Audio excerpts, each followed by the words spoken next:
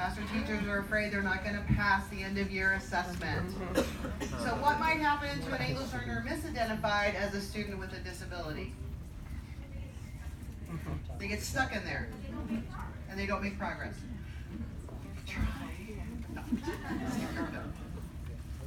Actually, what happens, research has shown that students who are put into special education, even though we do have our best intent, teachers do have an inherent diminished expectations. So if they're misidentified, the teacher has lower expectations for the student's progress. They also have diminished opportunities to interact with typical peers sometimes, so they don't get those really good English models. They start having lack of motivation, and there could be, in the end, some quicker to drop out of school kinds of long-term consequences. So what motivation do you think exists to identify students with disabilities? Yes? Money. Money. Staffing. There is a little more money. We have much higher staffing for SPED than we have for ESOL. Pardon me? We have much higher staffing for SPED than we have for ESOL. More SPED kids, more teachers in the building. Yeah, okay. Money leads to more staffing. Yep. Yes, who else?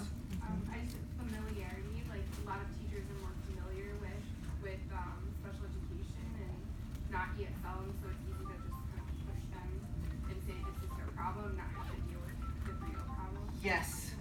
This whole huge, big canyon between, oh yeah, it's not my problem, put them in special ed, we don't have to worry about them. I tried what I could, I didn't work, they're yours now. I actually do believe there's good motivation. I think there's a lot of people who really believe the student will get the support they need in the special ed setting because they don't know what to do with them. Yes. Yes. And because of small groups in special ed. We're actually in a school that the groups have 8.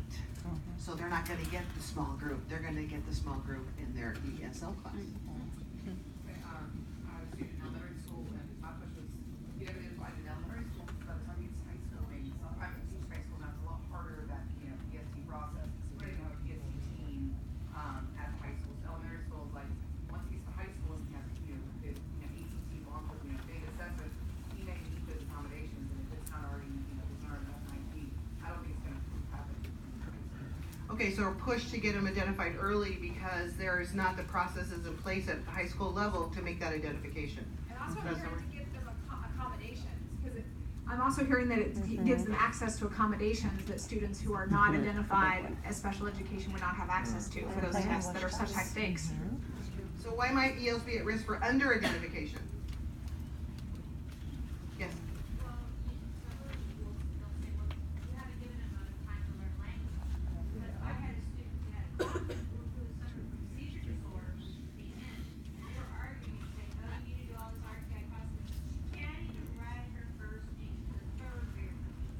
So people are doing the wait and see approach because they need to learn language. She had a student who had a seizure disorder, it couldn't even write. They have teachers just have lower expectations of them in general. Right, that's true. Yes. I heard from my group that some of the numbers for special ed students are so high, so that when an ESL presents, well, they have ESL services, we're not gonna have So the numbers are so high in special ed that they're like, well, they're an ESL, they're getting support. We're not gonna consider this referral. Yes. I think people get nervous about over-identifying, so that you're kind of like, oh, I don't want to be jumping to conclusions and over-identifying the students. So, not like wait and see, but really watch and assess and think about. They're being cautious because they have some idea that it does take time to learn a second language. One more in the back, way back. My administrator actually told me that you can't be ESL and special ed. There's an elephant. There's a really big elephant. Actually, things that we have run across in our experience is also that ESL teachers have been told by special educators that special ed trumps. Ooh, you guys have too? Yeah, so just to be clear, it's regulations on both. Students are entitled to receive both, and that's why we need to start having these discussions to figure out how we can do this together without splintering the child services. Yeah, so if a special education teacher tells you that you can't work with their student because they're in special ed and they don't have time to let you work with them, the law states that that student needs to receive services from you and needs to continue to receive those services even when they are in special education. We don't want to cause a problem, so we suggest to try to work collaboratively with your special educator. Is there some way you could meet with them to try to plan for embedding their English language goals within their special ed time? No, we realize that kids are getting splintered so much with all the services they're supposed to get. If they're ESL, they're supposed to get time for reading, time for math, time with the speech language pathologist, time with the OT, and they're supposed to get core curriculum and go to specials and go to recess and eat lunch. Okay. Okay, so the research is telling us that, and we're going to talk about disproportionality. That's a giant word, and basically what that means is just that we have a disproportionate number of students who are qualified for special education who are English language learners. And what the research is telling us is that they're both over and under represented in special education. Like, what? How's that possible?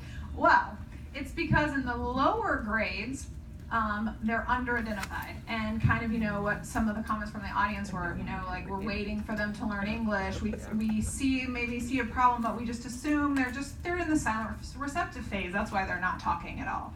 And they might have a language disorder, and they might not be talking in their first language either, so we have to find that out about the student.